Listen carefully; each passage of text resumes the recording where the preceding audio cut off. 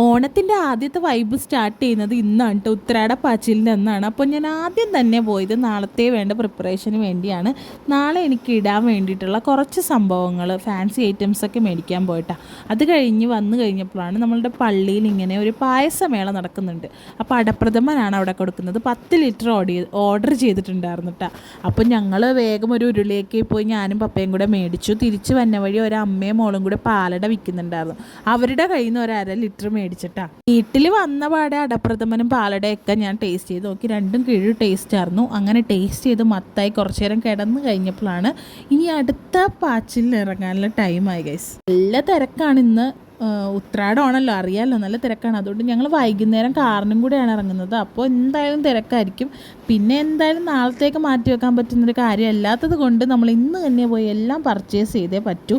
പൂവും ഡ്രസ്സും എല്ലാം മേടിക്കണമല്ലോ. അതിനെക്കാട്ടി ഇമ്പോർട്ടൻറ്റ് നമ്മൾ മേടിച്ച പായസം എല്ലാവർക്കും കൊടുക്കണം, അല്ലെങ്കിൽ അതവിടെ ഒന്നും ചീത്തയിൽ പോകില്ല. അപ്പോൾ അതെല്ലാം നമ്മുടെ കസിൻസിനൊക്കെ നമുക്ക് കൊടുക്കണം.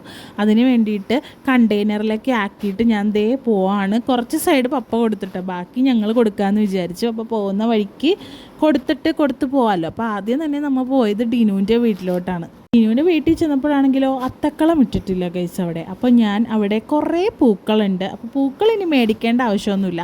പിന്നെ ഇലയൊക്കെ ഉണ്ട്. അപ്പോൾ ഞാൻ അവിടെ നിന്ന് ചെമ്പരത്തിയും പിന്നെ പണ്ടത്തെ ഒരു ടാറ്റു അടിക്കുന്ന പോലത്തെ ഒരു ഇലയില്ലേ ഗൈസ്, അതും പിന്നെ ഈ ഒരു പൂവ് ഉണ്ടായിരുന്നു കേട്ടോ. അങ്ങനെ ഈ പൂവൊക്കെ ഇട്ട് ഞാനും റൂത്തും കൂടെ അത്തക്കളം ഇട്ടിട്ടാണ്. ശരിക്കും എനിക്ക് ഭയങ്കര മെമ്മറീസാണ് ഇങ്ങനെ പൂ പറിച്ചിട്ട് അത്തക്കളം ഇടുമ്പോൾ.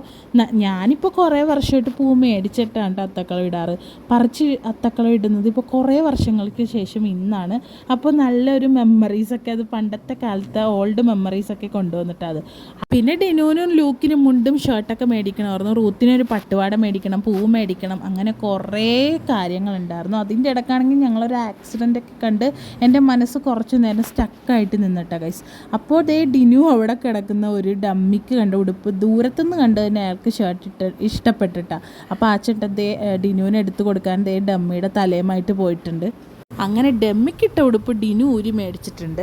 അപ്പോൾ നല്ല മഴ കേട്ടോ. അപ്പോഴാണ് ഞാൻ ഈ ഒരു കാഴ്ച കണ്ടത്. ഒരു അച്ഛനും മോളും കൂടെ മഴയത്ത് കയറി നിൽക്കുകയാണ് കേട്ടോ. അവർ തമ്മിലുള്ള ബോണ്ടിങ് ശരിക്കും അടിപൊളിയാണ്.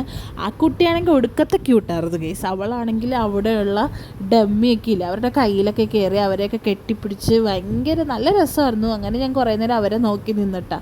അത് കഴിഞ്ഞ് ഡിനു പൂവും മേടിച്ച് തന്നു. ഞങ്ങൾ ശരിക്കും ഡമ്മിയായിട്ടാണ് കേട്ടോ ഗൈസ് പോയത്. ഞങ്ങൾ കാറിൽ തന്നെ ഇരിക്കുകയായിരുന്നു. മഴ ആയതുകൊണ്ട് പുറത്തൊന്നും ഇറങ്ങാൻ പറ്റിയില്ല. പിന്നെ ഞാൻ ഇപ്പോഴാണ് ഇറങ്ങിയത്. റൂത്തിനൊരു പട്ടുപാട മേടിക്കാൻ ഞാനാണ് പോയത്. അത് കഴിഞ്ഞിട്ട് നമ്മൾ നേരെ ആൻറ്റിയുടെ വീട്ടിലോട്ട് പോകുന്നു. അവിടെ വന്ന് ഞാൻ ഫെമ്മൊക്കെ ഇട്ട് ഫുഡൊക്കെ കഴിച്ച് അവരായിട്ട് കുറേ നേരം ടൈം